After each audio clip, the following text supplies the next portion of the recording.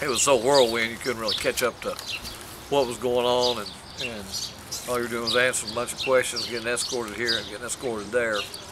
You know, I don't know that I've really sat down and been able to think about it yet, but I will now that I'm home. You know, obviously I was very excited. It was just the last 10 to 12 days have been absolutely perfect. You know, everything went right for us, and you know, I really had a quiet confidence about me. I didn't get nervous like I thought I would. Hey, congratulations! What a race! Thank you.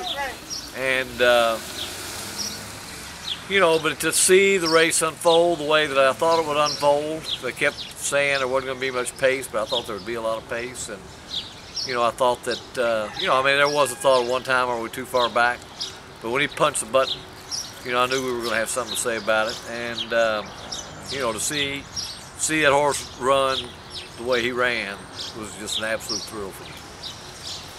You've taken a horse through the Triple Crown before and had him ready to run each time. What's it going to be like getting him to the Preakness? How do you think he's going to handle it? Well, you know, the funny thing about it is the horses come out of all those races in Florida really well.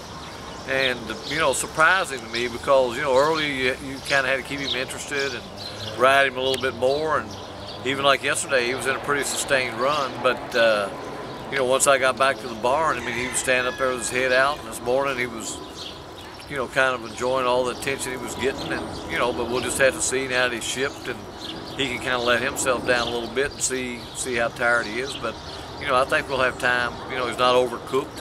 And I think we'll have time to for him to get over this race and get to the next ones. I mean, I think probably the important ones that'll be in there will probably be, you know, horses kind of coming off the same thing. Maybe not departing. He'll have an extra couple of weeks, but you know, I think we'll be fine.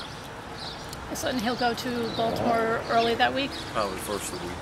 You know, if everything's good, I'll keep with my same pattern of doing a little something with him on Monday, and maybe shipping him that day, depending on the weather and all that kind of stuff. Maybe depending on me a little bit. In your case, you've won so many big races throughout your career and trained so many great horses. What's it like having now won the Kentucky Derby at this stage of your career? Well, this is the one I've always wanted to win.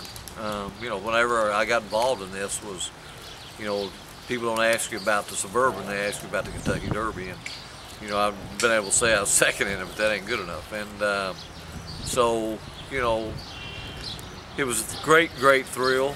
You know, and I'm sure it's going to be even more of a thrill when I'm able to sit down and think about it. And, you know, we've won 2 out of the 3 now. I'd like to get that other one behind me and kind of go from there. And, you know, we're ready to go. You know, I mean, I'm all in, and you know, this horse is giving me some real thrills over this winter. And, you know, not only the races that he's won, but you know, kind of where he's taken us.